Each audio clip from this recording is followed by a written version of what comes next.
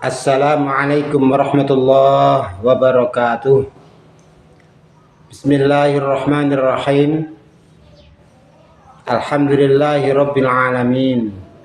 Allahumma salli ala Sayyidina Muhammad wa ala ali Sayyidina Muhammad wa barik wa sallim ajma'in.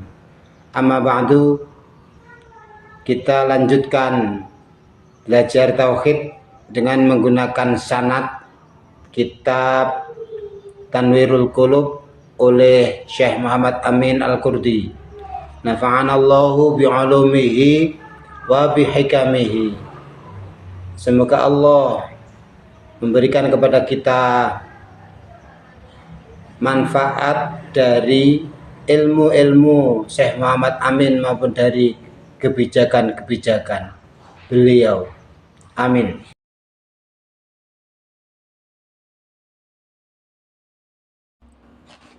Bismillahirrahmanirrahim. Waddalilu ala wujubit tisofihi ta'ala bil qudrati wa ala annaha tata'allaqu bi jami'il mumkinati aqlan anna hadzal alama kullahu hadithun ay masbuqun bil adami kama waddahnahu sabiqan. Wa kullu hadithin la budda lahu min sani'in daruratan wa la budda lis-sani'i min qudratin yata'atta biha ijaduhu wa i'damuhu idh la yata'atta ta'thirun biduni qudratin. Penalaran logis yang menunjukkan bahwa Allah pasti bersifat maha kuasa, maha mampu, dan bahwa Allah sifat mampunya itu terkait dengan seluruh kemungkinan, dengan berbagai macam hal-hal yang mungkin. Penalaran yang logis untuk dua hal tersebut ialah demikian, bahwa alam semesta ini secara keseluruhan adalah baharu, yakni sesuatu yang sebelum ada didahului oleh ketiadaan. Jadi tidak ada dulu, baru menjadi ada. Sebagaimana hal ini sudah diterangkan pada pembelajaran yang lalu, yang dahulu. Setiap hal yang baharu, yang asalnya tidak ada kemudian ternyata nyatanya menjadi ada, ini pasti diadakan oleh pencipta, pasti ini. Tidak mungkin ada dengan sendirinya. Oh, dengan sendirinya kok ada, itu yang mengadakan terus siapa? Kenapa ada? Nggak masuk akal ini. Banyak ketidakmasuk akalan kalau ada dengan sendirinya. Bahkan kata-kata dengan sendirinya, wong sendirinya ini belum ada kok sendiri. Artinya ada sesuatu benda, dia belum ada. Lah kok tidak ada benda ini? Hal yang tidak ada itu saya ingin menjadi benda, menjadi ada. Lah ini ya tidak masuk akal. Kemudian selanjutnya, kalau ada pencipta yang menyebabkan sesuatu itu menjadi ada, pencipta itu pasti bersifat mampu, pasti bersifat kuasa.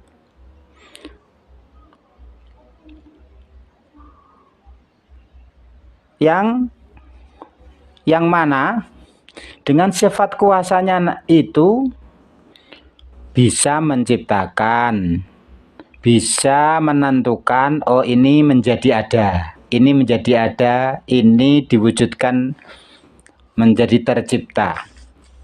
Lah itu membutuhkan sifat mampu. idla yata'atta ta'thirun biduni qudratin. Jadi kalau nggak mampu ya bagaimana mewujudkan itu? Nah, berarti pasti mampu. Falau lam yakun qadiron lakana ajizan, walau kana ajizan lama wujida syai'un min hadzal alami falazima ittisafuhu ta'ala bil qudrati.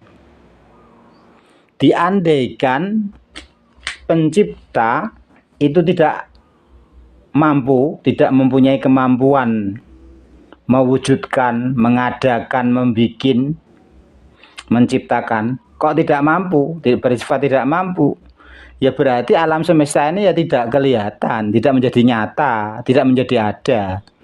Nyatanya menurut akal manusia alam semesta ini ada, nyata itu, bahwa alam semesta ini ada, itu nyata.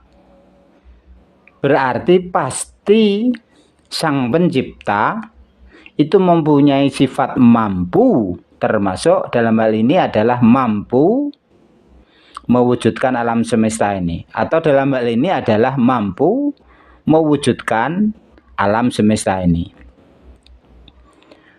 Wa annahu law ta'allaqat qudratuhu ta'ala bi ba'dil mumkinati duna ba'din lakanat haditsatan lihtiyajiha ila mukhassisin kaifa wa qad taqaddama annaha qadimatun wa illa lazima at-tarjihu bila murajjihin wa huwa batil. Kemudian diandaikan, jadi ini lau imtinai ya, pengandaian itu berarti cenderung ini tidak mungkin ada. Diandaikan Allah itu sifat mampunya hanya berlaku di dalam sebagian kemungkinan dan tidak berlaku untuk sebagian yang lain, berarti ini Allah menjadi hadits, atau kekuasaan Allah, kemampuan Allah menjadi haditsah. Haditsah itu kekuasaannya adalah hal yang tertentu, baru ada setelah sebelumnya tidak ada. Ini nggak mungkin.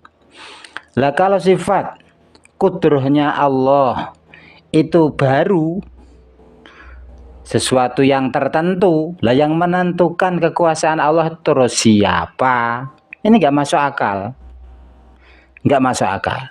Jadi yang masuk akal adalah bahwa sifat kudroh Allah adalah terkait dengan seluruh kemungkinan. Artinya terhadap apapun hal yang mungkin Allah bersifat mampu, tidak pilih-pilih. Untuk hal yang mungkin Allah bersifat maha mampu, maha kuasa. Wanaqlan. Kemudian dilanjutkan sekarang dasar dalil naqli, dalil yang didapat dari ayat Al-Quran. Dalam ini nanti yang disebut hanya ayat Al-Quran. Sebenarnya dalil naqli itu ada yang hadis juga, tapi yang kali ini yang disebut ayat Quran.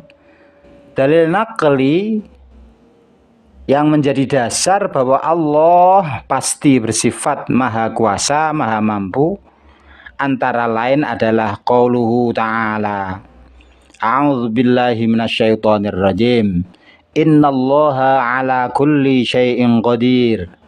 Al-Baqarah ayat 109. Sesungguhnya Allah adalah yang maha mampu atas segala sesuatu. Wa qauluhu wa ma kana Allahu liyu'jizahu min syai' fis samawati wala fil ard innahu kana aliman qadira.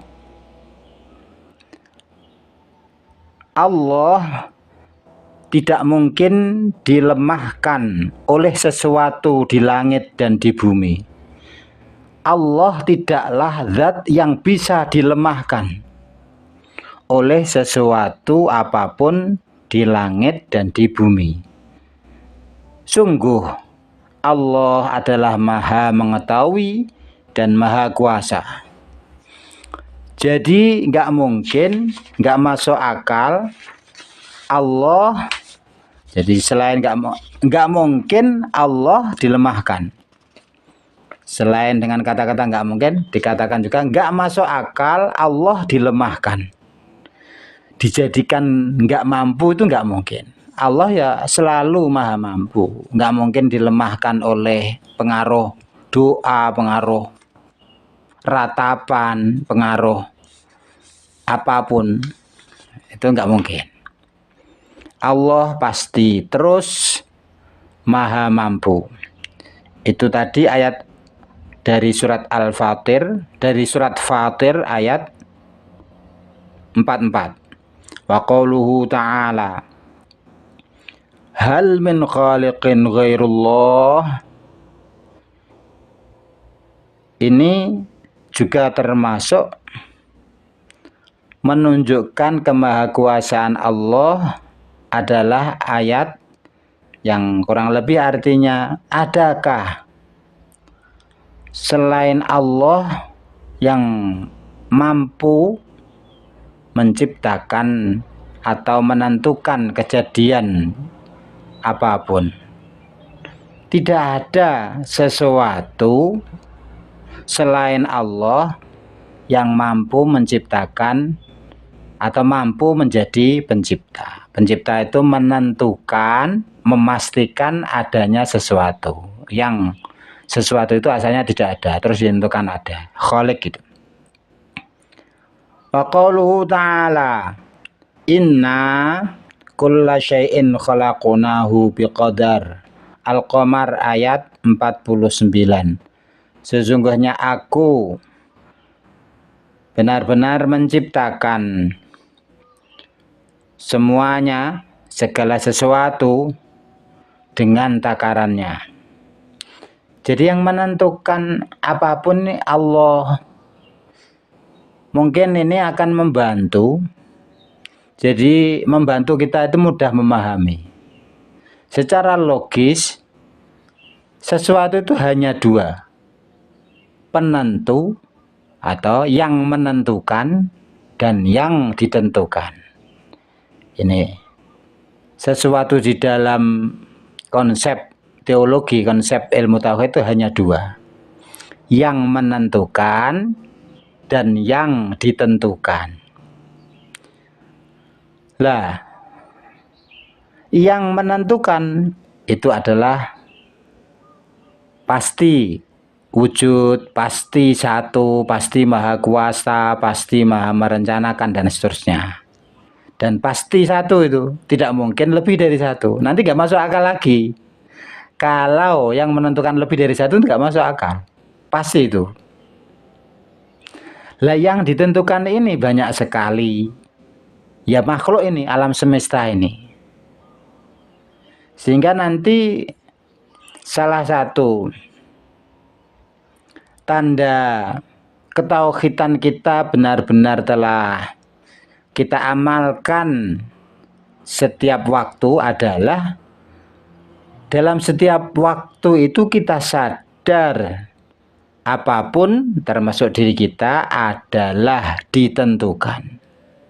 Saya ulangi, kita sadar bahwa apapun yang ada di alam semesta termasuk dalam diri kita itu semua ditentukan. Jadi nggak ada sesuatu itu yang menentukan bahasanya kecuali yang Maha Satu. Saya ulangi, tidak ada yang menentukan kecuali yang Maha Satu. Sehingga kalau ini kita amalkan sehari-hari, ini hikmahnya banyak sekali. Wisdom atau hikmah yang muncul dari kesadaran bahwa kita ini ditentukan. Ingat, ini bukan ditentukan oleh makhluk lain loh hakikatnya. Kalau ditentukan oleh makhluk lain itu belum mumpuni, ketauhidannya belum mumpuni. Yang mumpuni itu sadar ditentukan oleh Allah semata. Lah yang lain ini semuanya ditentukan. Yang lain Allah. Lah yang menentukan hanya Allah pada hakikatnya. Sebagian orang coba kita lihat, kita amati, nanti pasti ada orang itu, bukan pasti ya, banyak bahkan, bukan pasti tapi nampaknya banyak orang itu yang nggak berpikir sampai ke sana, nggak sadar sampai ke sana, nggak mikir toko sakmono kata orang Jawa, nggak mikir bahwa sesuatu itu pasti ditentukan oleh yang maha menentukan, oleh yang maha kudroh, oleh yang maha mentakdirkan. Ketika sadar bahwa semuanya ditentukan dan yang lain, ketika sadar bahwa semuanya selain Allah ini ditentukan oleh yang maha satu, nanti kita nggak terlalu bergantung kepada selain Allah. Kenapa? Nggak terlalu bergantung kepada selain Allah karena sadar pula bahwa itu pun mereka ditentukan oleh Allah. Jadi mereka selain Allah itu ditentukan oleh Allah. Lah kenapa kita bergantung kepada mereka? Nanti akan timbul wisdom seperti itu. Terus ketika kita menjadi tumpuan, ketergantungan banyak pihak, banyak orang tentang pangkat, tentang job kerja, tentang rezeki, tentang bantuan keuangan, kita nanti nggak akan kebablasan, takabur, merasa kita yang menentukan nasib orang-orang itu. Tidak akan kebablasan begitu. Kenapa? Karena kita sadar pada hakikatnya kita adalah ditentukan. Sebagian orang ditentukan dalam posisi-posisi yang bagus, yang enak dihormati, dalam posisi yang menurut ukuran banyak orang dianggap posisi yang menentukan. Posisinya saja, hakikatnya yang menentukan hanya Allah. Sebagian waktu yang lain, orang ada yang posisinya menurut ukuran umumnya orang adalah posisi ditentukan. Nggak bisa menentukan dirinya sendiri, tergantung kepada yang lain.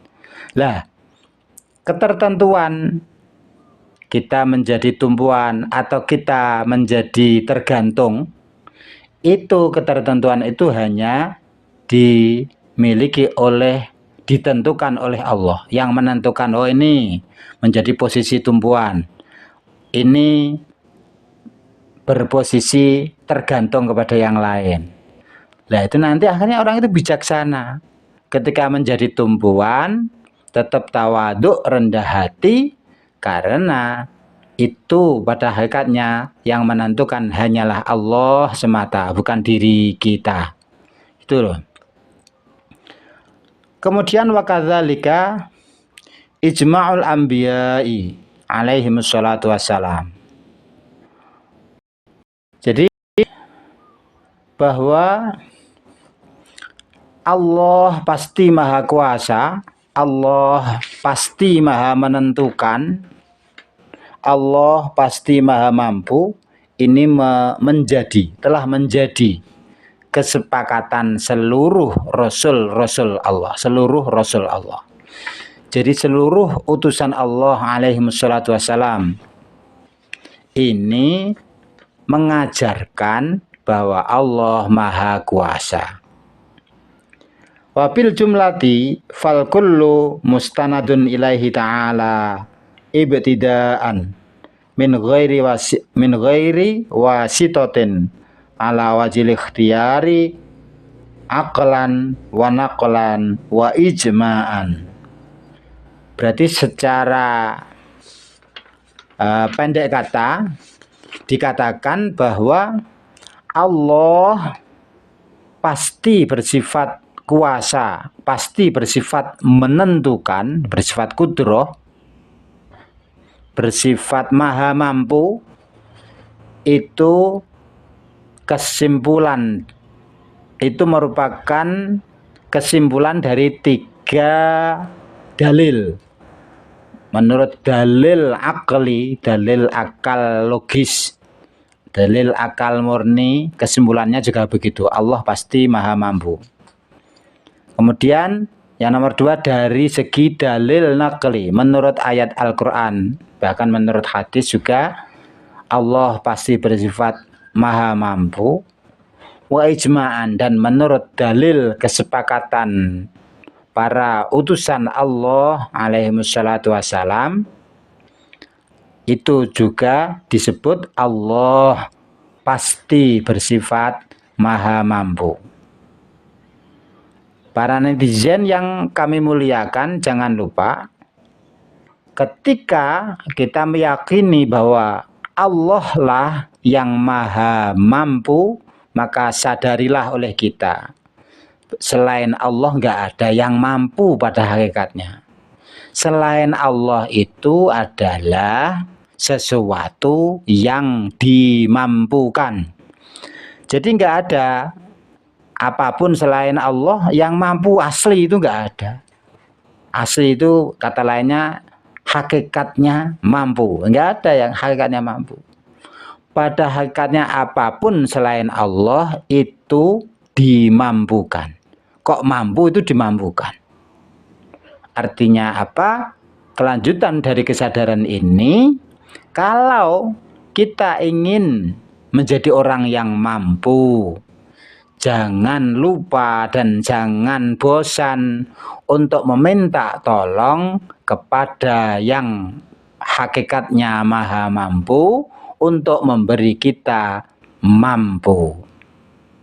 Demikian, semoga banyak manfaatnya, semoga banyak barokahnya. Wallahu a'lamu bissawab. Wallahul muwaffiq ila aqwamit thoriq.